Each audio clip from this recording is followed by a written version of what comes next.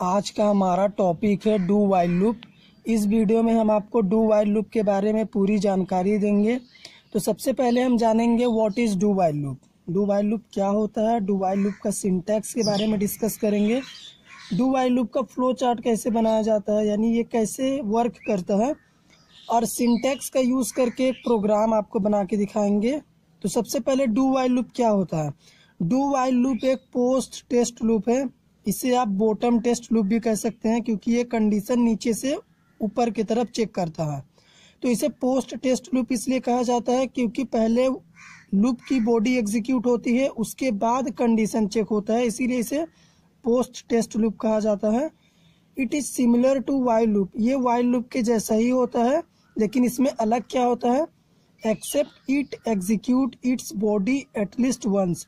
Do while loop क्या करता है, लूप की बॉडी को एक बार एग्जीक्यूट कर देता है, फिर चाहे whether the given conditional expression is true और फॉल्स, फिर चाहे यूजर द्वारा दिए गया कंडीशन एक्सप्रेशन ट्रू हो या फॉल्स हो, डू वाइल लूप का लूप बॉडी एक बार एग्जीक्यूट हो जाता है। तो उसी केस में हम इसका यूज करते हैं।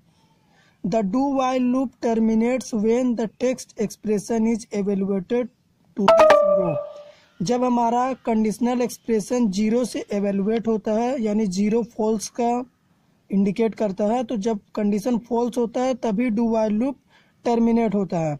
तो हमें डू वाइल लूप कहाँ यूज़ करना चाहिए, जब हमें ये कंपलसरी हो, लूप बॉडी एक बार कम से कम एग्जीक्यूट कराना हो और कंडीशन लूप बॉडी के बाद चेक करना हो, तब हमें इसका यूज़ करना चाहिए।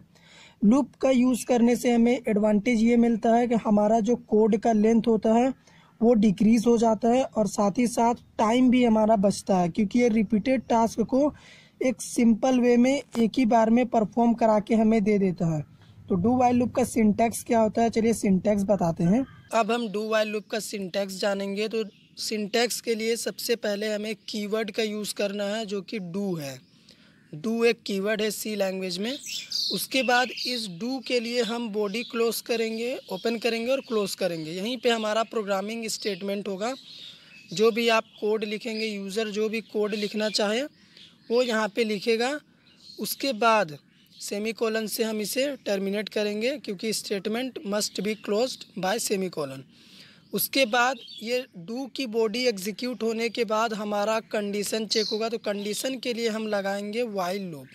तो वाइल कंडीशन एक्सप्रेशन, यहाँ पे हमारा जो भी यूज़र कंडीशन देगा वो कंडीशन होगा। उसके बाद इस कंडीशन को चेक होने के बाद हम सेमी कोलन दे रहे हैं, क्योंकि इस वाइल का जो बॉडी है ऑलरेडी हम डू में बना चुके हैं।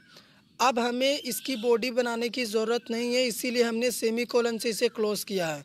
अगर हमें इसकी बॉडी बनानी होगी तो हम सेमी कोलन नहीं देंगे, तो डू का यूज़ नहीं करेंगे, तो वो वाइल लूप हो जाएगा। तो डू वाइल लूप में यही होता है। और ये क्या करता है, टॉप टू अप यानी bottom to up condition check करता है, नीचे से ऊपर की ओर कंडीशन को ये चेक करता है। और इसमें एक और कंडीशन होता है कि सबसे पहले जो भी हमारा कंडीशन होगा वो एक बार प्रोग्राम स्टेटमेंट एग्जीक्यूट होगा। एक बार हमारा प्रोग्रामिंग स्टेटमेंट एग्जीक्यूट होने के बाद ही हम वाइल के लिए कंडीशन चेक करेंगे कि वो कंडीशन ट्रू हो या फॉल्स है। उस पर बाद में जाएंगे, लेकिन सबसे पहले हमारा एक स्टेटमेंट एग्जीक्यूट होगा, जो कि सिंटैक्स में आपको दिख रहा है।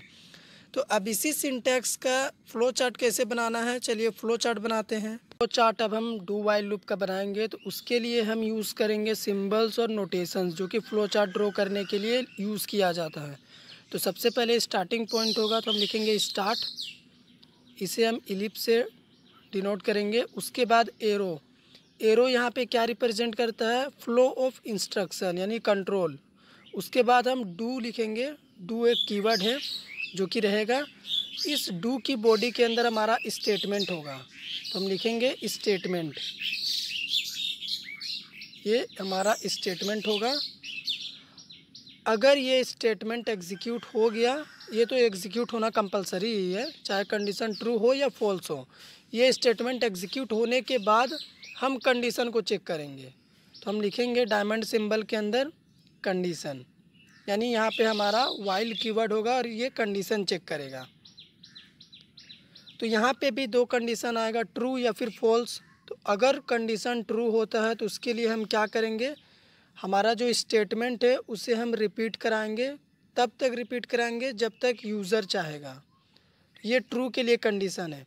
लेकिन अगर हमारा कंडीशन फॉल्स हो जाता है तो हम क्या करेंगे, फॉल्स के लिए लूप को हम एंड कर देंगे। तो यहाँ पे लिखेंगे स्टॉप और इलिप्स का सिंबल।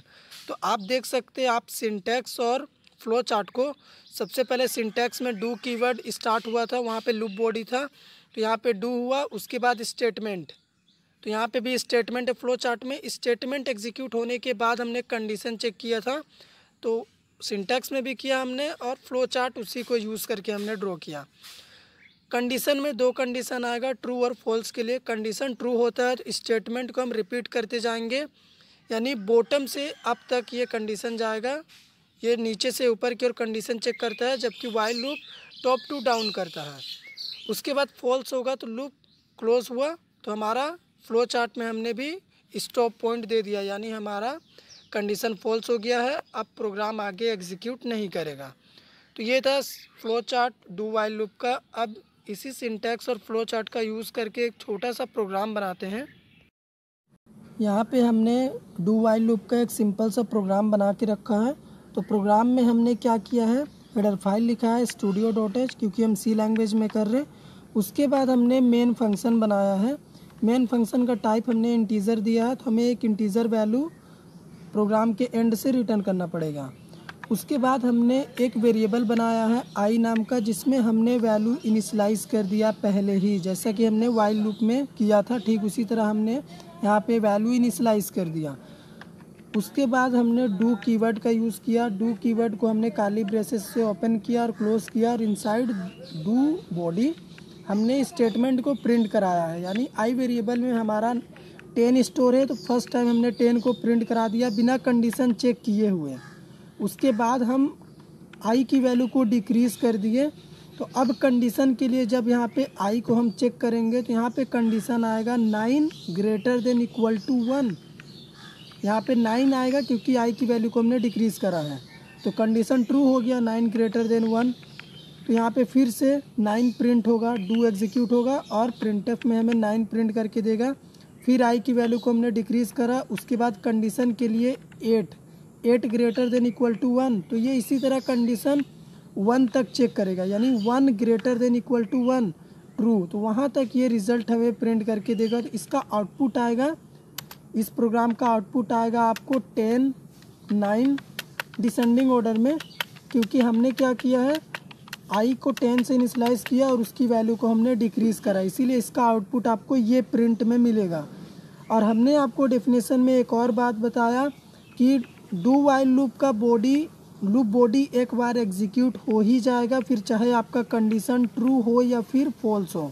यानी ये जो आपको डू दिख रहा है, इसकी जो बॉडी दिख रही है, ये एक बार एग्जीक्यूट होगी, फिर चाहे कंडीशन ट्रू हो या फिर फॉल्स हो। तो यहाँ पे वो कंडीशन हमें डालना पड़ेगा, तो मैं डाल देता हूँ आई ग्रेटर देन 10। तो ये फॉल्स कंडीशन है, क्योंकि आई का इनिशियल वैल्यू हमने 10 सेट किया था, तो फर्स्ट टाइम हमने 10 को प्रिंट करा, फिर आई की वैल्यू डिक्रीज़ कर दिया हमने। तो अब यहाँ पे कंडीशन चेक करेगा 9 ग्रेटर देन 10, तो कंडीशन फॉल्स, तो ये कंडीशन फॉल्स हो गया, फिर भी इसका रिज़ल्ट 10 प्रिंट करके देगा, क्योंकि फर्स्ट टाइम जब हमने आई में 10 इनिशियलाइज किया था तो बिना कंडीशन चेक किए ही हमने उसे प्रिंट कर दिया था। तो यहाँ पे हमें रिज़ल्ट 10 प्रिंट में मिल जाएगा। उसके बाद हमारा कंडीशन चेकिंग होगा, तो कंडीशन हम जानते हैं कि हमने कंडीशन फॉल्स दिया है। 10 प्रिंट होने के बाद आई का वैल्यू 9 हुआ, 9 ग्रेटर देन 10, कंडीशन फॉल्स, तो हमें रिज़ल्ट 10 प्रिंट करके ये दे देगा। तो ये सिंपल सा प्रोग्राम था डू व्हाइल लूप का। आप इसे कोशिश करिएगा, आउटपुट आपको सेम मिलेगा। तो आई होप कि आपको समझ में आया होगा वीडियो। अगर वीडियो समझ में आया हो तो हमारे चैनल को सब्सक्राइब करिए।